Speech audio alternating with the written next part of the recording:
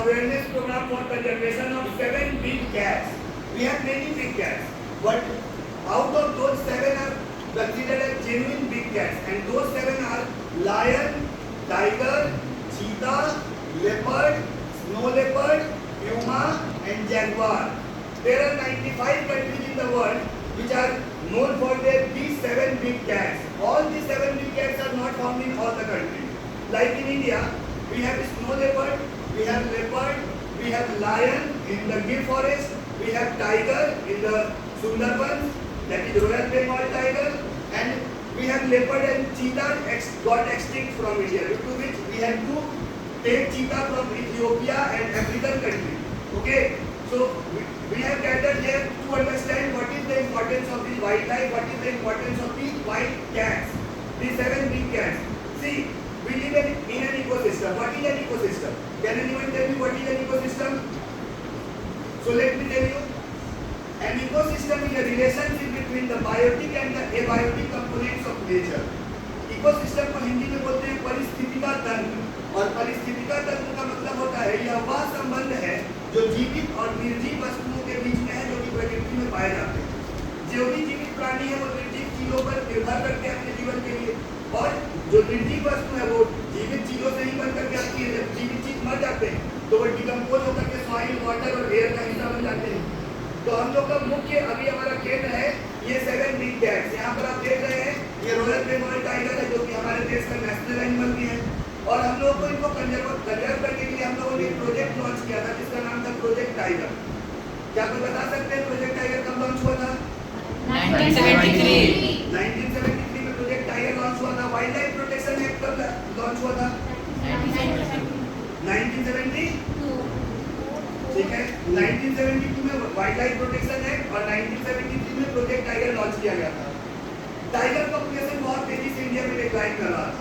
करीब जब हम स्कूल में पढ़ते थे 2006-07 की बात है, भारत में टाइगर्स की पॉपुलेशन एकदम ब्रिक पे एकदम डिक्लाइन पे पहुंच चुकी थी। इनकी आबादी हो चुकी थी 1400, 1437 tigers were only left in India. It was a serious situation, बहुत ही गंभीर अवस्था थी। बाघों की आबादी गंभीर रूप से भारत में गिर गई, 1400 बचे थे बस। बाद में फिर हम लोग जागे, हम लोगों ने अवेयरनेस क्रिएट किया, लोगों को समझाया कि इनको बचाया जाए। ये मेजेस्टिक जानवर इस प्रकृति में इनका बहुत अहम भूमिका है। यहाँ तक कि एक सूक्ष्म जीव, एक माइक्रो ऑर्गेनिज्म भी इस प्रकृति में एक अहम भूमिका अदा कर रहा है। बात तो फिर भी बहुत बड़ा है, इसको आंखों से भी दिख रहा है।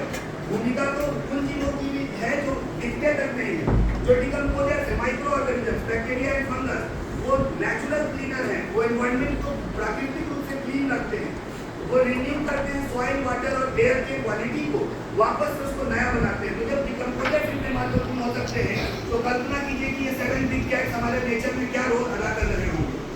सोचिए, एक बार कल्पना करके देखिए, एक हाइपोथेटिकल सिचुएशन के बारे में सोचिए, जब देश में दुनिया में कोई कार्निवोरस जानवर ना बचे, कोई बाघ ना हो, कोई शेर ना हो, तेंदुआ ना हो, चीता ना हो, पुमा ना हो, जागुआर ना हो, कोई भी मांसाहारी जीव ना बचे, क्या होगी उस समय धरती की परिस्थिति? क्या आप सोच सकते हैं? धरती एक मरुस्थल में तब्दील हो जाएगा, धरती एक रेगिस्तान में बदल जाएगा। इनकी बहुत अहम भूमिका है। ये हर्बीवोर जानवरों के पॉपुलेशन को कंट्रोल करते हैं। अगर ये ना हो तो हर्बीवोर जानवरों की पॉपुलेशन एक्सप्लोड कर जाएगी, वो पॉपुलेशन बहुत तेजी से बढ़ेगी और वो धरती का सारा वनस्पति चट कर जाएंगे। एक एक पत्ता, एक एक फूल, एक एक घास, कोई भी नया पौधा जो जर्मिनेट हो रहा हो, सब खा के सब समाचट कर देंगे। जब सारे प्लांट्स खत्म हो जाएंगे, जिंदा है, जिस दिन ये नहीं रहेंगे उस दिन हमारी भी अस्तित्व खतरे में पड़ जाएगी। तो अगर हमें इंसानों के भविष्य को बचाना है तो हमें इन 7 बिग कैट्स को भी बचाना होगा और इनके लिए अवेयरनेस क्रिएट करना होगा। और कितने घटिया कारण की वजह से इन्हें मारा जाता है, इनके चमड़ों के लिए इनको मार दिया जाता है। कहा जाता है कि इनके दांत से, इनकी हड्डियों से ट्रेडिशनल चाइनीज मेडिसिन बनता है, जिससे कि कुछ बीमारियों को ट्रीट करा। इंसान इतने नीचे गिर चुके हैं कि इनके बच्चों तक को चुरा लेते हैं, बच्चों को चुरा करके इनके स्मगल कर दिया जाता है देश विदेश में चंद रुपयों के लिए। ये जीव, ये मेजेस्टिक जीव जो इतना अहम भूमिका अदा कर रहे हैं, हम लोग इनको मारते हैं इनके मांस के लिए, इनके हड्डियों के लिए, इनके दांत के लिए, इनके खाल के लिए। एक एक पार्ट पूजा इनका बेच देते हैं। भारत में कई सारी ऐसी घटनाएं आई हैं जिनमें कि एक तेंदुआ को मार करके उसका मांस पका करके शिकारी खा रहे हैं। वन अधिकारी जब पहुंचे हैं तो वो बर्तन में उस तेंदुए का मांस पाए। तो सोचिए इंसान किस हद तक नीचे कर चुका है कि वो भी इन जानवरों को मार के खा रहा है, इन मांसाहारी चीजों को खा रहा है इंसान। तो हमें जागने की आवश्यकता है और इन जीवों को बचाने के लिए सीरियसली प्लेज लेने की आवश्यकता है। हम लोगों को शपथ लेने की आवश्यकता है कि हम सभी इनके लिए जो बन पड़ेगा वो अपनी तरफ से करेंगे, जो तकनीकी सहायता दे सकेंगे ताकि इनका कंजर्वेशन हो सके, जो भी साइंटिफिकली हम लोग मॉनिटर कर सके इन्हें कि इनकी आबादी क्या है, इस पर नियंत्रण कर लिया। हम लोगों ने बाघों की संख्या को बढ़ा दिया। सुना है आपने? तो मैं आपको कहानी सुनाना चाहूंगा जिम कॉर्बेट नेशनल पार्क के बारे में। दुखद कहानी है। एक बाघिन थी जिसका नाम था चंपा, और ये एक मैन ईटर टाइग्रेस थी, आदमखोर बाघिन थी। और इस चंपा के नाम पे Guinness book of world record दर्ज है। इस चंपा के नाम बिहार का जो कुछ इलाका है, यूपी का इलाका, उसे कुमाऊं क्षेत्र बोलते हैं। उस कुमाऊं क्षेत्र में ये बाघिन घुमा करती थी और घूम घूम करके ये बाघिन अपने इंसानों को, ये बात तो मैन ईटर बन चुकी है और इतना 450-500 लोगों को मार चुकी है, इसको खा चुकी है। तो जिम कॉर्बेट को स्पेशली चंपा को मारने के लिए बुलाया गया और चंपा के ऊपर उस जमाने में करीब 25,000 रुपये 25,000 की बाउंटी रकम रखी गई, इनाम की रकम रखी गई, ₹1,000 का इनाम मिलेगा। जिम कॉर्बेट हाथ लगा के एक पेड़ के ऊपर बैठ गए, ट्री हाउस बना करके। दूसरे पेड़ के पास उन्होंने एक बकरी को बांध दिया। चंपा टाइग्रेस घूमते हुए आई, एक आसान सा शिकार दिखा, वो उस बकरी को मारने गई और उसी में हाथ लगाए जिम कॉर्बेट ने चंपा को मार दिया। मारने के बाद जब जिम कॉर्बेट ट्री से नीचे उतरे, चंपा के पास गए, बैठ के रोने लगे वहां पर। उन्होंने बाउंटी की रकम तक नहीं ली, वो बोले नहीं चाहिए हमको 25,000 रुपया। उनको बहुत दुख था कि इतना मेजेस्टिक, इतना खूबसूरत, इतना शानदार जानवर को उन्होंने मार दिया और वो दुखी होकर रोने लगे वहीं पर। और जिम कॉर्बेट के इस प्रेम के वजह से, प्रकृति से जो उनका प्रेम था, जो लगाव था, जो जानवरों से उनका लगाव था, इसके लिए हम लोग उनको बहुत सम्मान करते हैं। और वो एकमात्र विदेशी है जिन्हें भारत का सर्वोच्च सम्मान दिया गया है, एकमात्र विदेशी जिन्हें भारत का सर्वोच्च सम्मान दिया गया है, और वो सर्वोच्च सम्मान है काइसरे हिंद।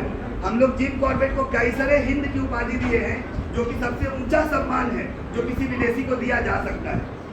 जिम कॉर्बेट की प्रकृति प्रेम यहीं खत्म नहीं होती है। भारत आजाद हुआ, अंग्रेज भारत से जा रहे थे, जिम कॉर्बेट के पास भी मौका था अपने देश वापस लौटने का, लेकिन प्रकृति से उनका प्रेम उन्हें अपने देश वापस ना जाने दिया। वे इंडिया छोड़कर निकले, सीधे अफ्रीका चले गए। अफ्रीका के किसी कंट्री में ट्री हाउस बना के जंगल में वहां रहने लगे, क्योंकि उनको प्रकृति बहुत प्रेम था, प्रकृति से बहुत लगाव था, बहुत जुड़ाव था। और जिम कॉर्बेट के इसी जुड़ाव को देखते हुए, प्रकृति प्रेम को देखते हुए, हम लोगों ने इन जीवों के संरक्षण के लिए जो नेशनल पार्क बनाया, उस नेशनल पार्क में एक नेशनल पार्क का नाम दिया जिम कॉर्बेट नेशनल पार्क। किस स्टेट में है? ठीक है। तो हम लोगों ने जिम कॉर्बेट नेशनल पार्क बनाया, सुंदरबन नेशनल पार्क बनाया है, हमने सतपुरा टाइगर रिजर्व बनाया है, और भी कई सारे, पेरियार टाइगर रिजर्व है, मानस टाइगर रिजर्व है। ये सभी प्रोजेक्ट टाइगर पॉपुलेशन को बचाने के लिए, गिर वाइल्ड लाइफ सेंचुरी में हम लोग लायन को बचा रहे हैं, हम लोग चीता बाहर से लाके चीता को बचा रहे हैं। तो हम आशा करते हैं कि आप सभी इस प्रोग्राम में हिस्सा लेंगे और कंजर्वेशन ऑफ बिग कैट्स में अपने तरफ से कुछ शब्द कहेंगे और अपने तरफ से इसमें योगदान देंगे। जब तक प्राइवेट फंडिंग नहीं होगी, जब तक हम लोग अपने तरफ से अपने जेब से खर्च नहीं करना चाहेंगे इनको बचाने के लिए, तब तक ये संभव नहीं है। सरकारें क्या कर सकती है अकेले? इसमें हम लोगों को भी अपनी भागीदारी देनी होगी। बहुत बहुत धन्यवाद।